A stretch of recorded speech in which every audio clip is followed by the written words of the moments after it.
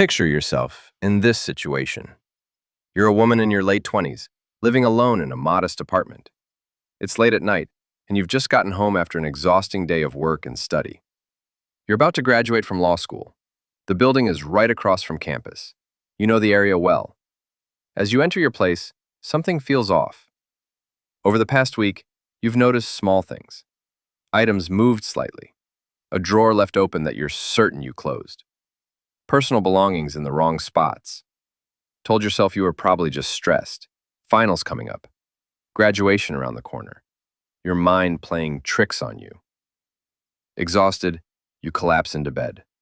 Deep sleep takes over quickly. Then, around 4 in the morning, something wakes you up. Not a sound, a presence. You open your eyes. There's someone sitting on your bed. A figure wearing a mask and gloves. Just watching you sleep. In that moment, your response is strangely calm. Perhaps too calm for such a terrifying situation. Maybe it's shock. Maybe it's survival instinct. You speak firmly. You need to leave. The figure doesn't move. Instead, he attacks. His hands close around your throat. You fight back, desperately. During the struggle, you manage to pull off the mask. The face you see is your neighbor, someone you considered a friend, a quiet, awkward guy who'd always been nice to you, who'd even helped you get inside safely one night when you'd had too much to drink. That same person is now trying to kill you. Today we're covering one of the most remarkable criminal cases in recent history. Not just because of the crime itself, though that's disturbing enough. The betrayal by someone trusted, someone familiar, someone who seemed harmless. But there's another element to this story. Something that happened on live television.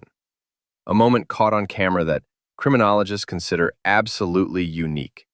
A genuine psychological breakdown, captured in real time as a killer realizes his plan has failed. This isn't dramatized. This isn't reconstructed. This actually happened, on camera, in front of millions of viewers. So settle in and pay attention, because the story of Stephen McDaniel, the neighbor who became a killer, is one of the most chilling tales of obsession and murder you'll ever hear. Stephen Mark McDaniel was born on September 9th, 1985, in Atlanta, Georgia. He was the kind of kid who kept to himself, reserved, a bit awkward socially, struggled to connect with peers, especially girls. But within his immediate family circle, parents, grandparents, sister, he seemed perfectly fine. They saw nothing concerning. No violence, no cruelty, just a quiet, bookish boy. Here's what's interesting about this case. In most true crime stories I cover, there's a clear pattern of childhood trauma, abuse, neglect, broken homes, addiction, violence. Stephen's background doesn't fit that mold. Good family, smart kid, decent grades. On paper, he had every advantage. But beneath that ordinary surface, something else was developing. An appetite for violence.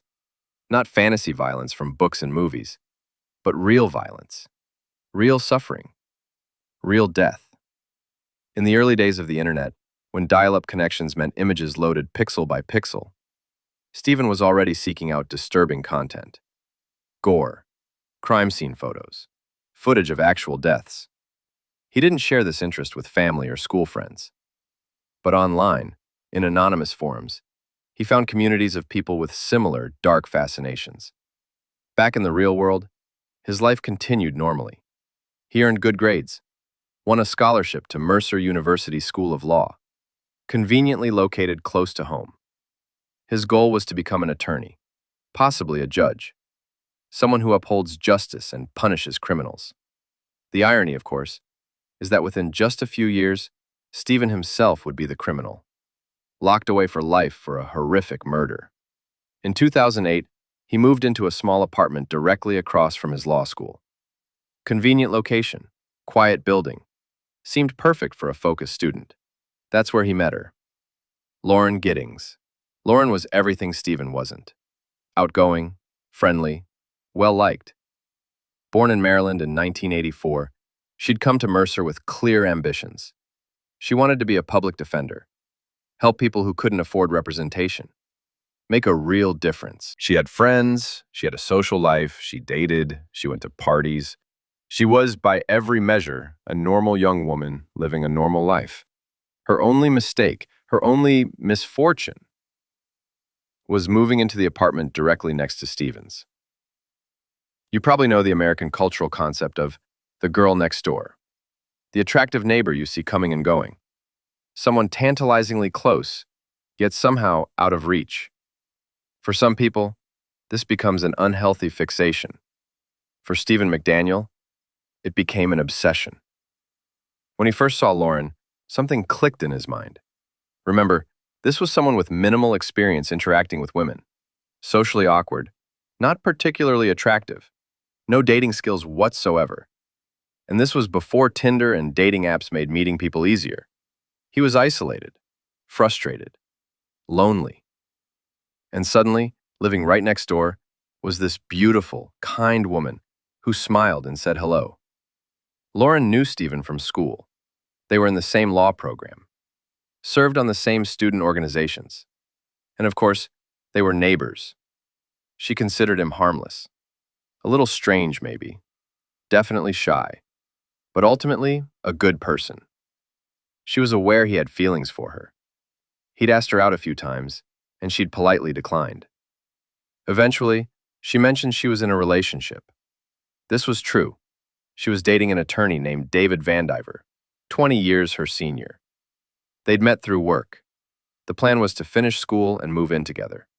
But honestly, even if Lauren had been single, she wouldn't have been interested in Stephen. He simply didn't have the qualities she found attractive. Not his looks, not his personality, not his social skills. So they existed in this awkward space. Not quite friends, not quite strangers. He wanted more. She wanted to be kind without leading him on. A situation many women find themselves in, trying to be polite while maintaining boundaries.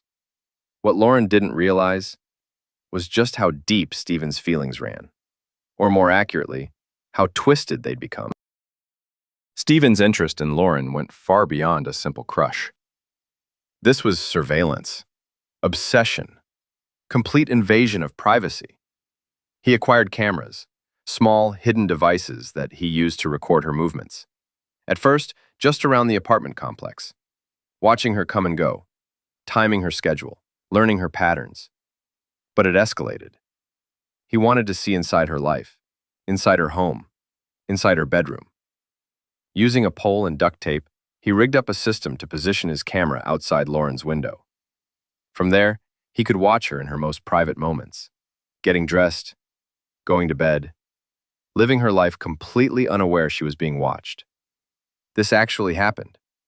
Lauren lived her final days under constant, secret surveillance.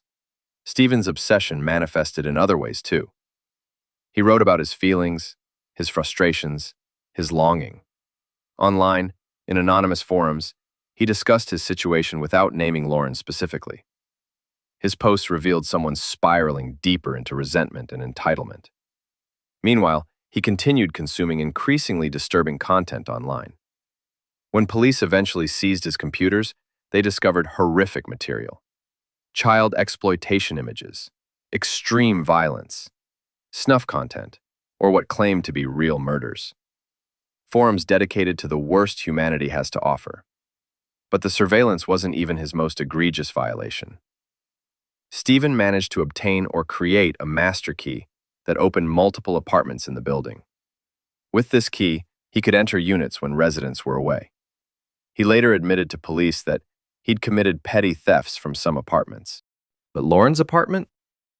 He didn't steal anything. He entered just to look, to touch her belongings, to smell her clothes, to imagine what it would be like to be close to her, to possess her in whatever way he could.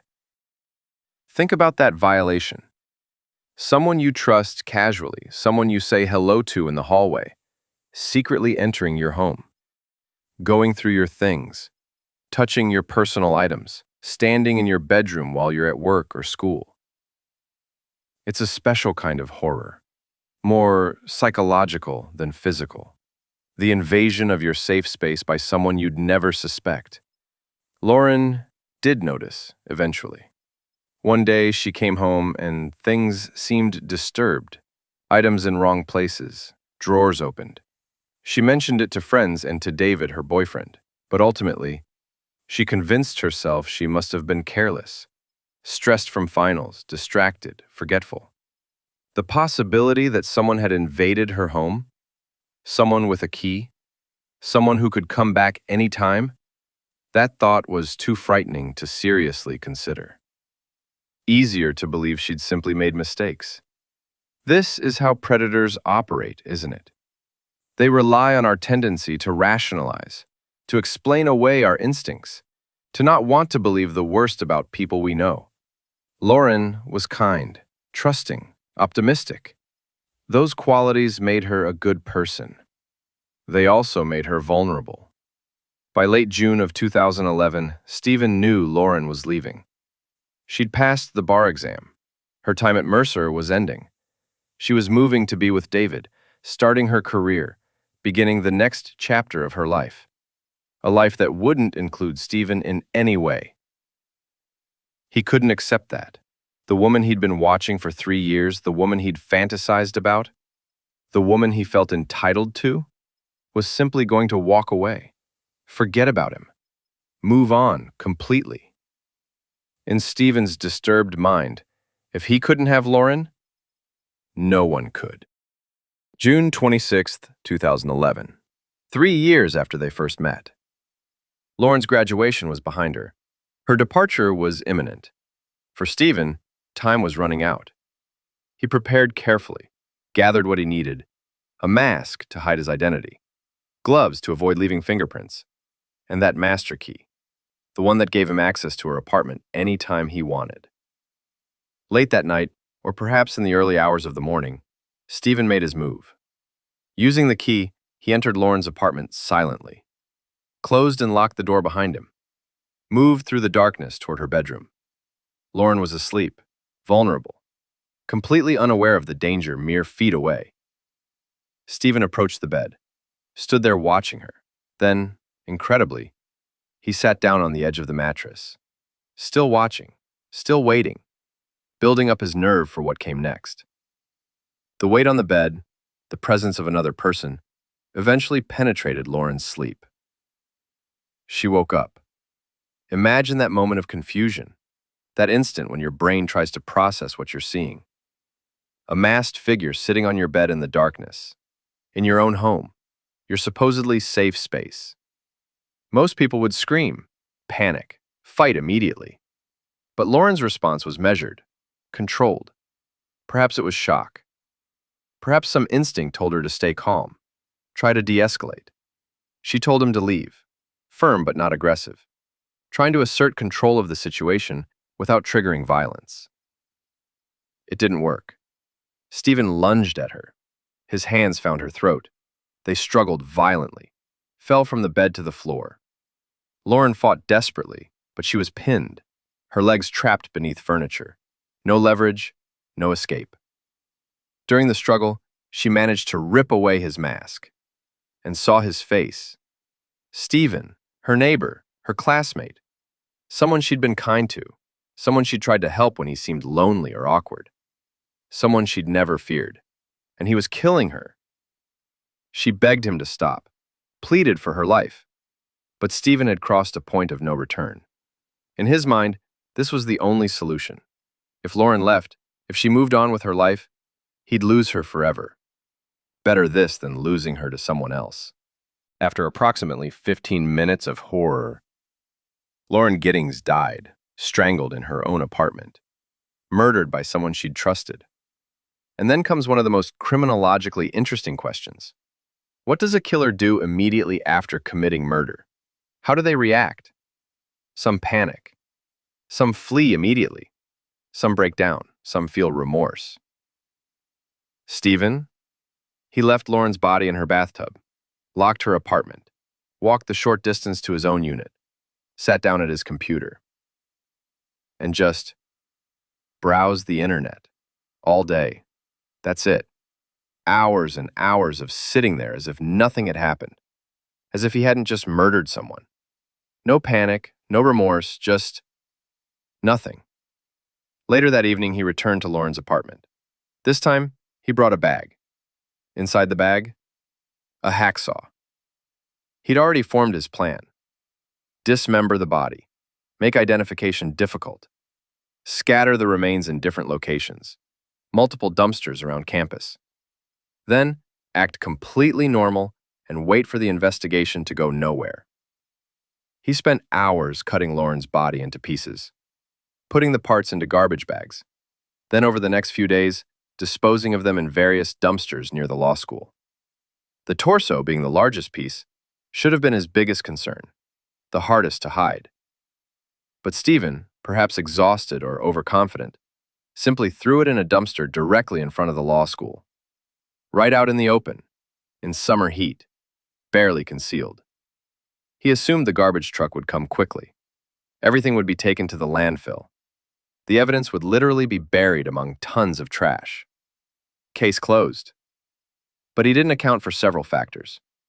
Bodies decompose, especially in summer heat.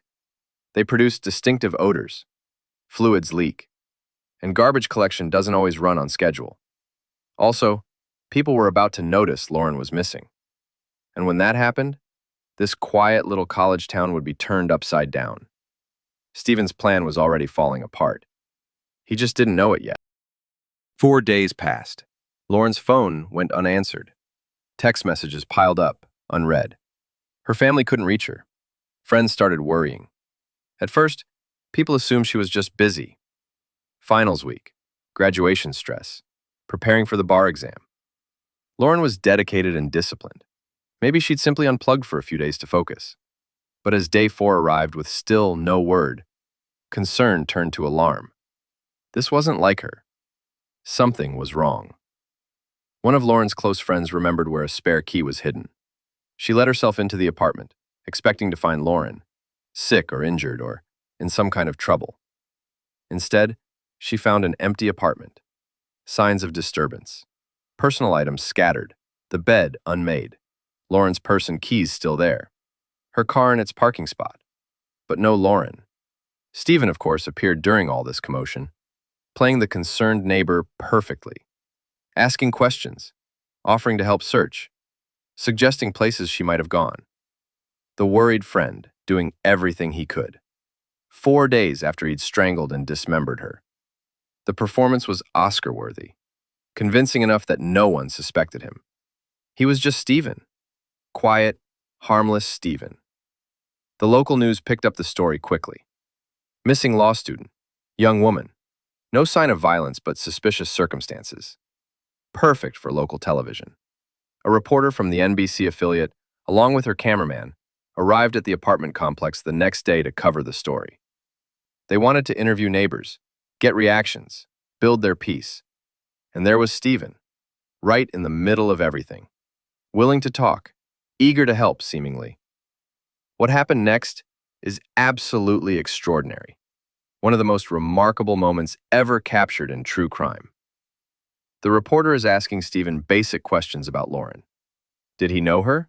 What kind of person was she? When did he last see her? Standard interview material. Stephen is nervous. You can see it clearly. He's stumbling over words, correcting himself mid-sentence. His body language is tense, but he's holding it together, playing his role. Then the reporter mentions that police have been searching the area, specifically the dumpsters near the law school, and she says they've found something. You can see Stephen's entire demeanor shift. His eyes widen slightly. He's processing what she's telling him, and then she delivers the line that destroys him. She tells him they've discovered a body in one of the dumpsters. Watch his face. This is the moment, the exact instant when Stephen McDaniel realizes his plan has completely failed. His eyes go distant, unfocused. His mouth opens, but no words come out. He looks like he might collapse. The reporter asks if he's okay. And then he says it. I think I need to sit down. He literally sits down on the curb, right there, on camera, in front of the reporter. His whole body language screams defeat, shock, the realization that it's over. Now, the reporter hasn't explicitly said the body is Lauren's, She's being careful, journalistic integrity and all that. But Stephen's reaction tells you everything. He already knows it's her, because he put her there. An innocent person would react differently. They'd ask questions. "Oh my God, is it Lauren? Are you sure? What happened?" Stephen just shuts down, goes blank, nearly catatonic. This footage is studied in criminal psychology courses. It's a genuine example of a killer confronting the failure of his crime in real time. No preparation, no rehearsed answers, just raw, unfiltered reaction. From a criminological standpoint, it's priceless. From a human standpoint, it's disturbing. This man sitting there, knowing he murdered someone, having to process that he's about to be caught. The video went viral, obviously. People couldn't believe what they were seeing. A suspected killer having what appeared to be a breakdown on live television. Of course, this immediately made Stephen the prime suspect. Police already had questions about him. Now they had even more reason to focus their investigation in his direction. Within hours, detectives brought him in for questioning. And that's when everything unraveled completely. The first police interview with Stephen was cordial. Routine questions, established timeline.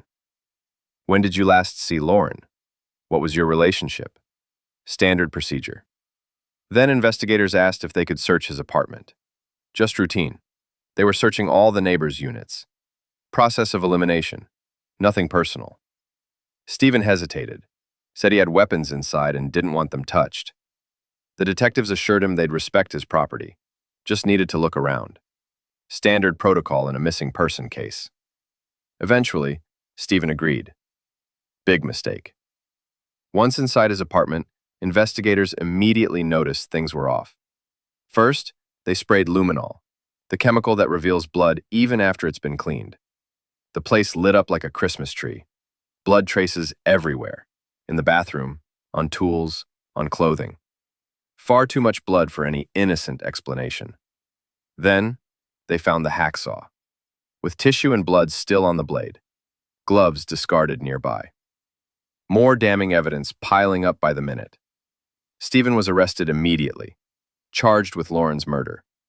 The evidence was overwhelming. The second interrogation was completely different from the first. Stephen arrived essentially catatonic. Remember, he's a law student. He knows his rights. He knows interrogation tactics. And he knows he's completely trapped. So he decides to play mentally incompetent. Sits rigid in the chair for hours. Barely speaks. When he does respond, it's single syllables. Yes. Number. Don't know. Nothing more. The detectives aren't fooled. They've seen this performance before. Suspects trying to establish an insanity defense, acting too crazy to stand trial. But the evidence against Stephen was insurmountable. The forensics, the timeline, the video of his reaction to news of the body. Everything pointed to him. When they searched deeper into his computers, they found even more disturbing material. Child sexual abuse images. Hundreds of them. Forums discussing extreme violence, snuff content, fantasies about cannibalism and murder. His online username was Son of Liberty. Ironic, given he'd stolen someone's freedom permanently. He'd posted philosophical rants about morality, or his lack thereof. Written that he'd feel nothing watching someone die in agony, that human suffering meant nothing to him. Clear signs of psychopathy. The lack of empathy, the manipulation, the ability to appear normal while harboring such darkness. Classic traits that mental health experts recognize immediately. Stephen eventually confessed to the murder, described what happened that night, how he'd entered her apartment, waited by her bed, attacked when she woke, strangled her, dismembered her body, disposed of the remains. He maintained one thing consistently. He claimed he never sexually assaulted Lauren, before or after her death. Forensic evidence supported this claim. No DNA evidence suggested sexual contact. That doesn't make it less horrible, obviously, but it does complicate the motive. This wasn't a sex crime in the traditional sense. It was about possession, control. The idea that if he couldn't have her, no one could. A twisted, selfish, murderous logic. Stephen's family maintained his innocence for a surprising amount of time. His parents hired lawyers, filed motions, challenged the evidence, argued that the search of Stephen's apartment was improper, that evidence should be excluded. But ultimately, facing overwhelming proof in the death penalty, Stephen accepted a plea deal. He'd plead guilty to malice murder. In exchange, prosecutors would drop the child pornography charges and recommend life imprisonment instead of execution. In April of 2014, Stephen McDaniel was sentenced to life in prison without possibility of parole. He's currently housed at Hancock State Prison in Georgia, serving his sentence, living with what he did. He's filed multiple appeals over the years, claiming inadequate legal representation, procedural errors, constitutional violations, all the standard post-conviction arguments. None have succeeded, nor should they. Lauren's family and friends spoke at the sentencing hearing, described the vibrant, caring, ambitious woman they knew. The daughter, the friend, the future public defender who wanted to help people. All the potential stolen by someone's selfish obsession.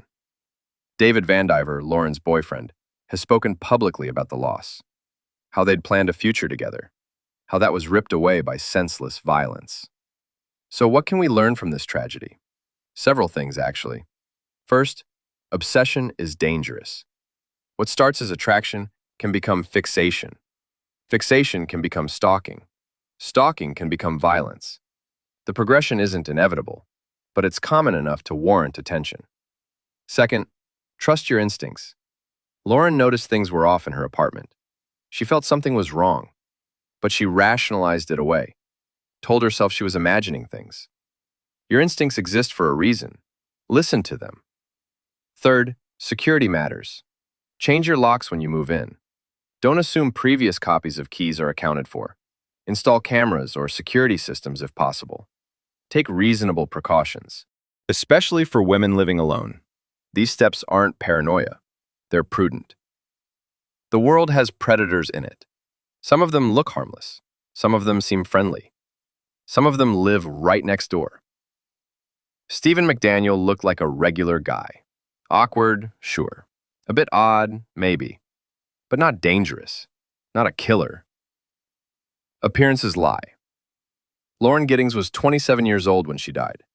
She'd just graduated from law school, passed the bar exam, had job offers waiting, a relationship she was excited about, plans and dreams and a whole life ahead of her.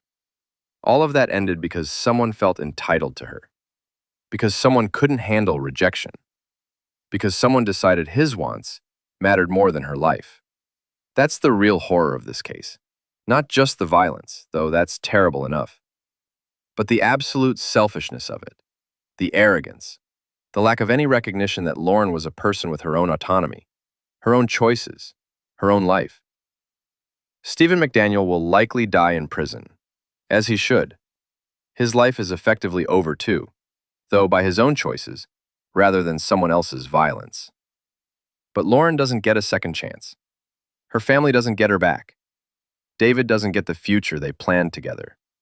Her friends don't get to see what she would have accomplished. That's what murder really steals. Not just years, but possibilities. All the things that might have been. All the lives she might have touched. All the good she might have done. Remember Lauren Giddings. Remember her story. And if you take nothing else from this, take this. Pay attention to your surroundings. Trust your instincts. Take threats seriously, even subtle ones. And understand that predators don't always look like predators. Sometimes they look like the quiet neighbor next door. Until it's too late. Stay safe, friends.